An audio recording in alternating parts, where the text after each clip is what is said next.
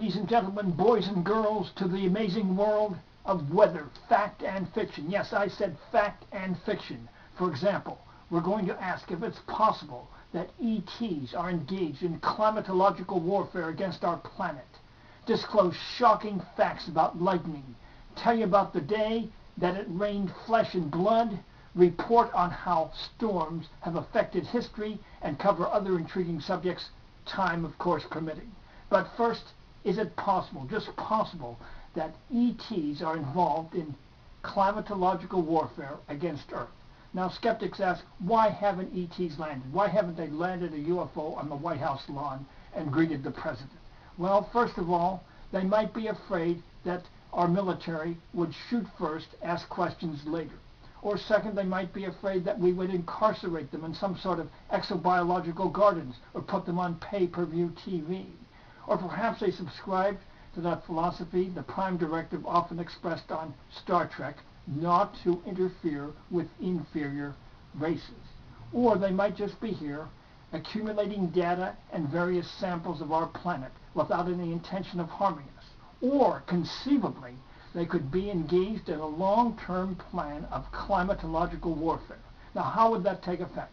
Well, if they wanted to Martianize us, not that they're necessarily from the planet Mars, but from a colder planet, perhaps one outside our solar system, they have a number of ways of doing that. For example, they could suffuse our atmosphere with nitrous oxide and other smog-like particles which would reflect impinging sunlight back into space. And that in time would cool our planet.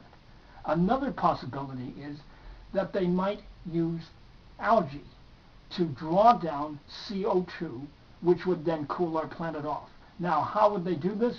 Well, iron dust is one source of energy for algae. In fact, one of our recent ice ages was caused by iron dust being blown into the oceans and triggering algal growth.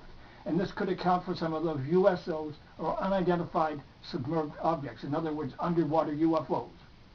On the other hand, if they want to Venusificate us, not that they're from the planet Venus, but from a hotter planet, outside our solar system, for example, they have a number of ways they could change our atmosphere. For example, they could suffuse our atmosphere with methane and CO2, greenhouse gases, or they could destroy the tundra at the Arctic Circle, underneath which we have huge deposits of icy methane, or they could be engaged in underwater activity where we have huge stores of methane crystals, which, if melted and could reach the surface, could again trigger a greenhouse effect. I should point out methane is 20 times as effective as CO2 in terms of being a greenhouse gas.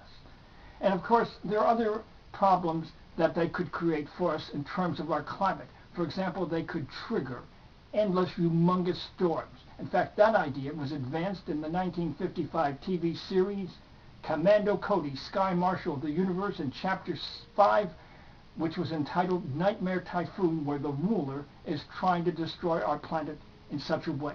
Let's see if he succeeds. I should point out, video footage assembled by noted videographer Benny Gooseland. Now, let's see what happens. Roll tape.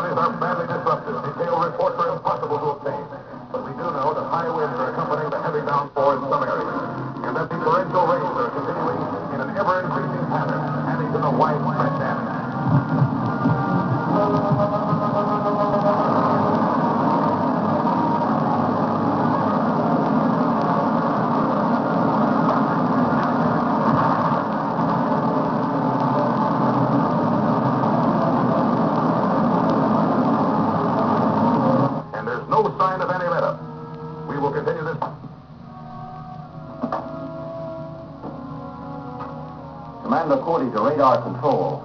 Are you still following that unidentified ship? Yes, sir. It's holding steady on course 265, now about 20,000 feet above the cosmic dust blanket. What's its latest position? Now over coordinates 176 north, 432 west. Thanks. Call me when you make the next fix. Very well, sir. That's Judd Holdren as Commando Cody, along with Lean Town and Richard Crane. All along its route, there have been explosions in the clouds, followed by cloudbursts a few minutes later. You mean that strange ship is causing the rain? It could be, Joan. Our own scientists feed the clouds to make rain. Someone from another planet could be doing it to flood the Earth. Well, I'm a little new around here, but judging by what Ted told me before it's transferred, this sounds just like your old pal, the ruler. I'm afraid you're right, Dick.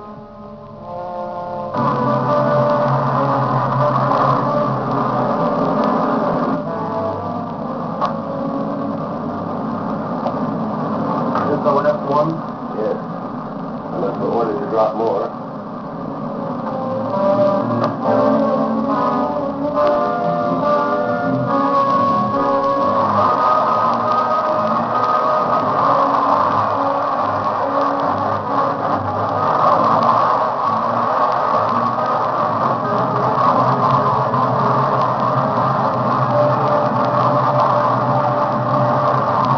This is unbelievable.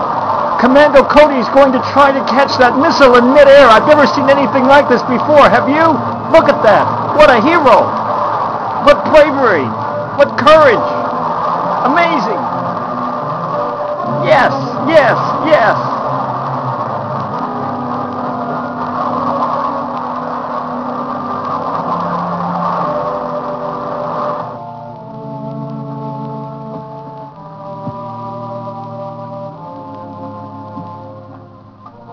That's the character actor Lyle Talbot. This is Sailor reporting from Earth.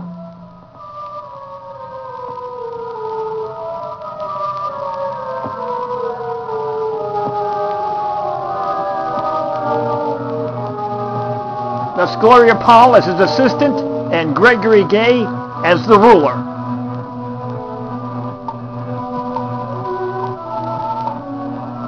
Take that.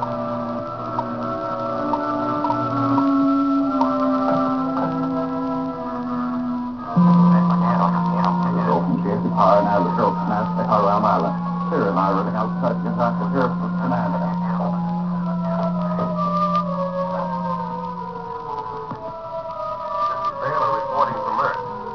Henderson has received your ultimatum. Says he'll need 4 days to contact the other nations before he can draft his reply.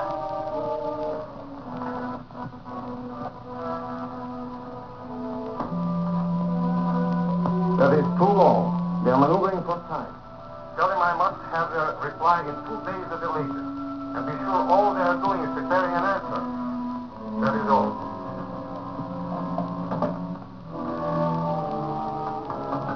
How are we going to find out what they're doing? The only way I know of is to keep a check on Cody.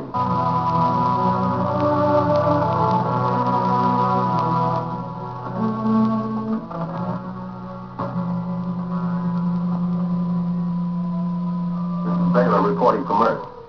I've just learned that Commando Cody has worked out a counter gas that will explode your bombs before they reach the clouds. He'll try to have it in place before your ultimatum expires. I'll teach them what it costs to try to play tricks on me. What they've had so far is only a small sample of what they're going to get. Calling rocket R6. Calling rocket R6. This is R6. We read you, Excellency. What is your position? Cruising halfway between Earth and Moon. Proceed at once to east part of the United States. Drop a series of delayed action bombs into the heavy clouds over that area. Your Excellency, that'll wash half the country away. That's what I want. When you are finished there, we'll give Europe the same treatment. That is all. There's enough left of the world to conquer. But orders are orders. Target.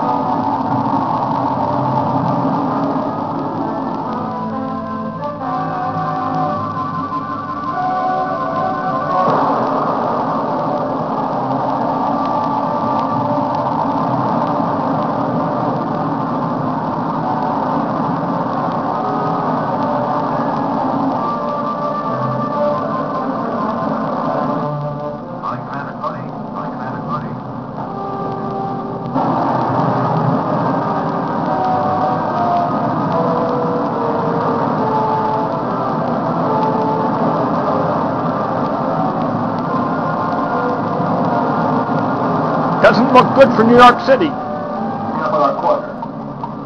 I just begun.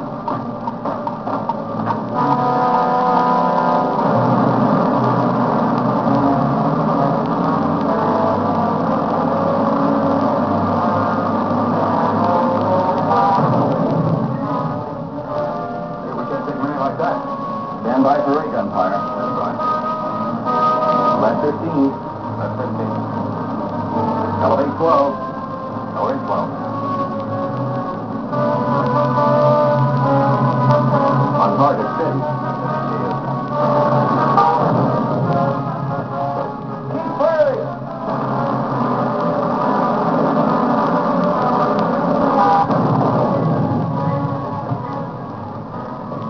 He's burning up any more than we get him. Somebody's too far away for burst fire. I'm going to put a steady ray on. Right then. Right then. On target, hold her steady.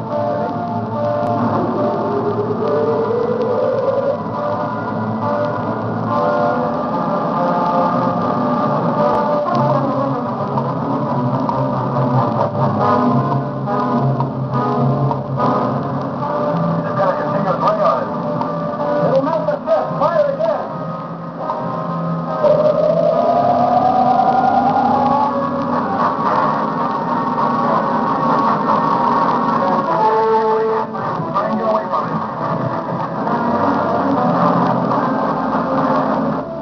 Left 8. Left 8. Down 10. Down 10.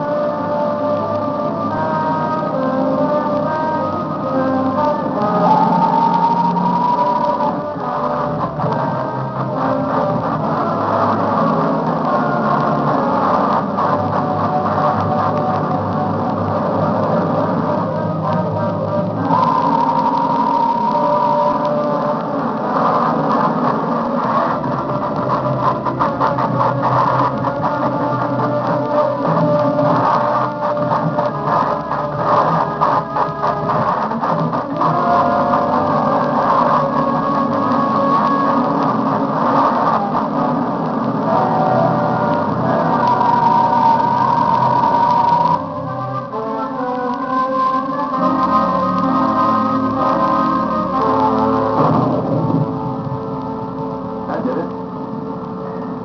Well, what next, Commander? Set a course for the storm area. That'll be about 118.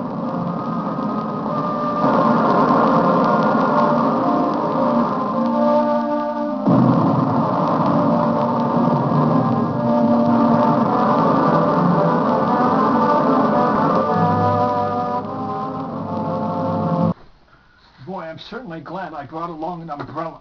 This is one example of the type of climatological warfare that could be carried out by advanced aliens against us. Now, we can't prove it, but I certainly think it is within the realm of feasibility, yes. Now for that case of the day it rained flesh and blood. But first, the trivia question of the day. Let me extricate it here from its paper prison. The question for you. What is the technical term for someone who hates rain? And that includes me. This is multiple choice, inverse alphabetical order. Is it a pluviophobe, nephophobe, lilapsophobe, or brontophobe? Now the prize, the only prize for the correct answer, one pat on the back that you'll have to administer to yourself. Heck of a lot better than a slap on the belly with a wet trout. Now, we've had a number of unusual rains over the decades and centuries. For example, we've had fish fall, frogs fall, hay fall, sugar cubes, snakes, and spider webs, and maggots.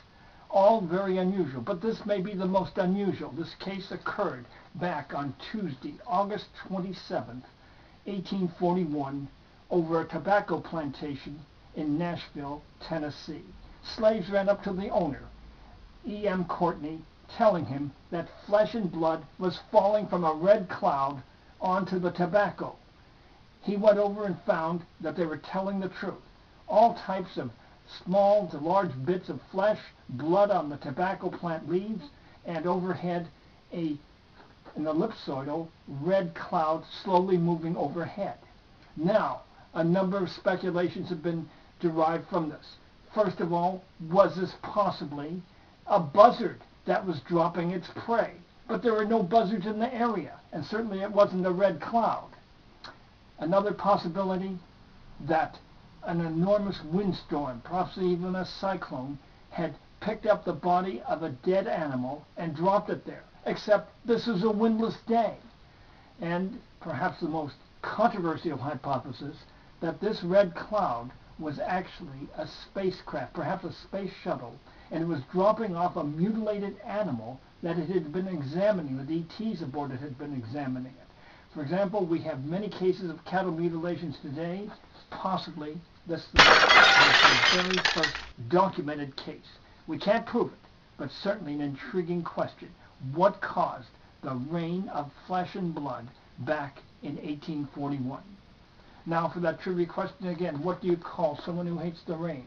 Is it a pluviophobe, nephophobe, lilapsophobe, or brontophobe? You say brontophobe? No, it's a pluviophobe. And for the record, a nephophobe hates clouds, lilapsophobe hates hurricanes, and a brontophobe hates thunder. Now, we have many unusual, shocking facts about lightning. First of all, lightning has an electrical force in a typical volt of 100 million volts. Unbelievable. It also heats the air around it, at least momentarily, to up to 60,000 degrees Fahrenheit. Unbelievable. There is a bolt of lightning striking the earth every single second of every day. Unimaginable, but it's somewhere on earth. Lightning is striking right now. Now, lightning often kills people by striking the ground and bouncing up. Approximately 100 Americans are killed each and every year by lightning. And I should point out that lightning doesn't strike the same spot twice. In the first 10 years of existence, the Empire State Building was struck no fewer than 68 times by lightning. And cowboy star Buck Taylor was struck and killed by a lightning bolt. Then after his burial, his tomb was struck twice by lightning bolts. Unbelievable. Now, back in 68 AD, the Emperor Nero of Rome committed suicide. At the same time, almost simultaneous with that suicide, a lightning bolt struck his portrait, a 124-foot portrait of him. It struck and destroyed that. Now, fast forward to the 11th century, and ravens were seen congregating over Nero's tomb. The Pope thought this was a satanic sign and ordered his tomb utterly destroyed.